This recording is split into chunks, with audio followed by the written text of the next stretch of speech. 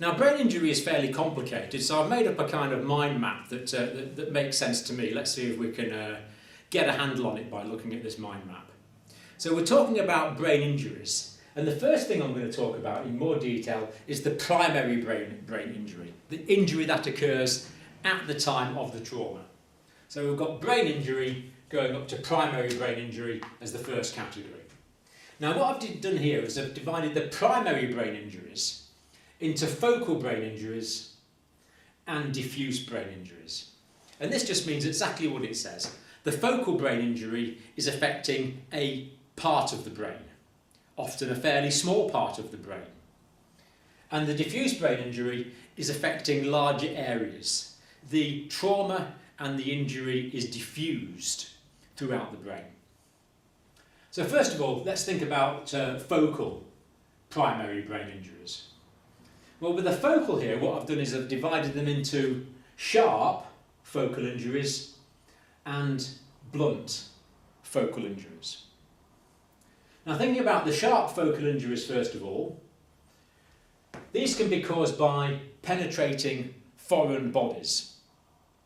If someone is stabbed in the head, or a piece of car gets pushed into someone's head, or someone is impaled as a result of a fall, and something penetrates through the skull into the brain, a foreign body would be left in the brain, penetrating injury. And if there is something sticking in the brain, it's currently recommended that we don't take it out until we get a proper neurosurgical assessment. So sharp can be foreign body. And also in sharp, I think it makes sense here to include depressed skull fractures. Now, as you know, the skull is a plate of bone. And if there is a particular trauma to an area of the skull, if someone's hit with a hammer or something, then what can happen is that there'll be a fracture to the skull, and this part of bone can be driven in and down the way,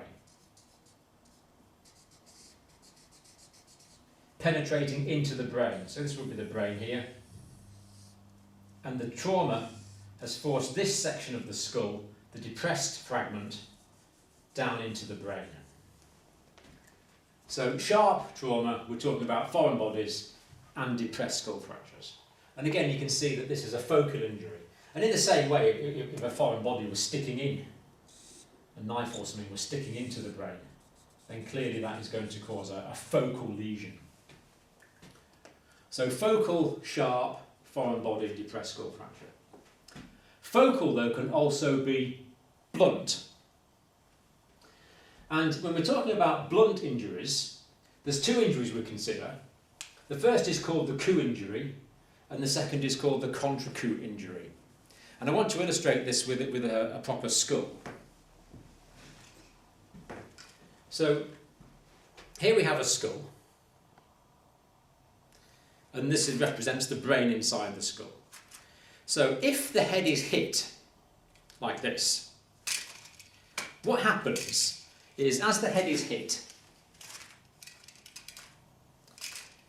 the movement of the skull is transmitted through into the movement of the brain.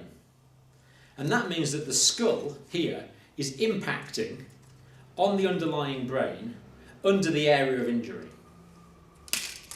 And that accelerates the brain. So the brain is now moving within the cranial cavity. But then at some point, the head is going to stop. But the brain is still moving. So the brain is going to carry on moving. And the brain will then impact on the opposite side of the skull. So the coup injury, underneath the point of trauma, tends to be the larger injury, causing an area of contusion or bruising. But then when the brain impacts on the other side of the skull, that can cause injury to the opposite side of the brain, the Contrecoup injury. So Contrecoup injuries occur on the opposite side. And as well as that, Contrecoup injuries can be caused by shearing of the brain. So as the brain moves, it's going to stretch axons and just generally disrupt the integrity of the brain. Blunt trauma hitting the back of the head, accelerating the brain, and bashing it on the inside of the skull at the front. the coup and the contrecoup. Let's just look at that on a diagram now. So in this diagram we see the rigid bone of the skull.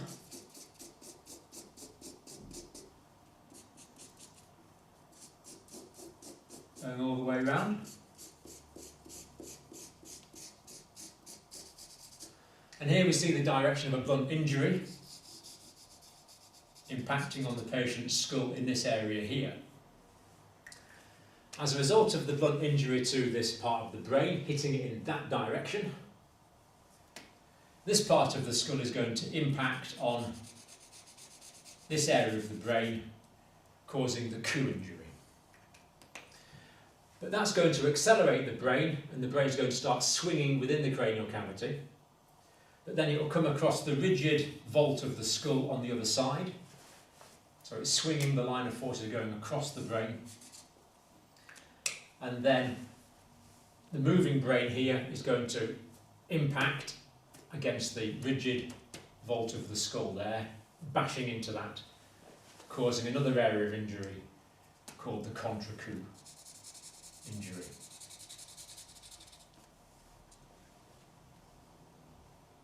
So we've considered focal primary injuries. Let's think now about the more diffuse type of primary injury. Now, a cerebral contusion. Cerebral, of course, is the brain, and contusion just means a bruise. So whenever any tissue is damaged, there can be disruption to the small blood vessels, injuries to the small blood vessels, and they leak blood out into the tissue spaces. So a contusion or a bruise is just that. It is bleeding from small blood vessels resulting in blood in the tissue spaces, in the interstitial spaces. Now, you could have really included contusion under focal, because sometimes they are quite localised, but other times they can be more diffuse. And as well as that, a good reason for including them in diffuse is because there can be an area of inflammation around about the area of contusion, brain swelling, and of course that's all going to contribute to raised intracranial pressure. So cerebral contusion is diffuse. And diffuse axonal injuries are also diffuse. And these diffuse axonal injuries are very interesting, and I want to explain this with a diagram. So here we have the diagram of the brain that we're probably vaguely familiar with, that we've drawn before.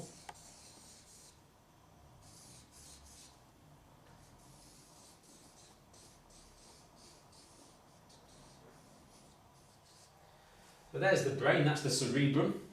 And of course below this we have the area of the brain stem. Midbrain, pons and medulla oblongata. Now, as we noticed when we did the anatomy and physiology of the brain, throughout the brain stem is a network of very small neurons. The reticular activating system. So this reticular system of neurons works as the reticular activating system. And the idea is that these neurons in the brain stem are what generate consciousness. So consciousness is generated here in the brain stem. But of course consciousness is experienced throughout the brain. Consciousness is experienced in the visual areas of the brain, where we see things in the occipital lobe. Consciousness is experienced in the sensory areas of the brain, where we feel things. It's experienced all over as we think and are aware. So consciousness is generated down here in the brain stem, but it's experienced all over the brain.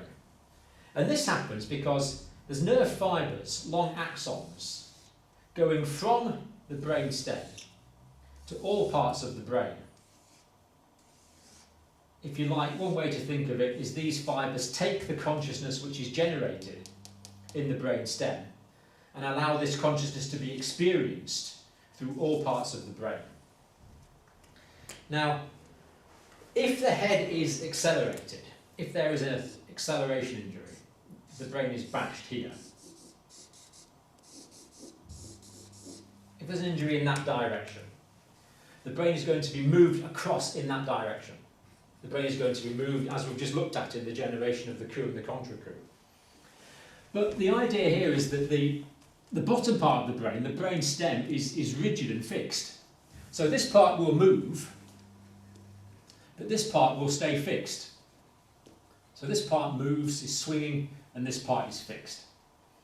And as we see, there's axons going from the reticular activating system to all parts of the brain. And what we know for sure happens is that as this moves, these axons are damaged. These axons are very sensitive to shearing, and they shear and they're injured. That means that the consciousness might still be generated, but is not experienced. And that means the patient has a depressed level of consciousness as a result of this. Axonal shearing. And it's a diffuse axonal injury because many axons are involved. And particularly the axons in the midbrain can be affected here. And as well as that, this shearing force also disrupts some of the small blood vessels. There's injury to some of the small blood vessels, so you get little hemorrhages as blood vessels are damaged. Because the arterioles, particularly the small blood vessels, they're also sheared. They have delicate walls and they're sheared. And this can give rise to small hemorrhages called punctate hemorrhages in different parts of the brain. Punctate just means spotted. So different hemorrhages, little hemorrhages around the brain associated with the diffuse axonal injury. But the main mechanism that reduces the level of consciousness is the diffuse axonal injury caused by the shearing and the tearing of these axons. And you can get many grades of diffuse axonal injury because if there's a massive amount of trauma going through, these axons can actually be torn and damaged probably irreparably. Other times there might just be minor, temporary, more physiological damage to the axons, which will recover. So that is the mechanism of diffuse axonal injury.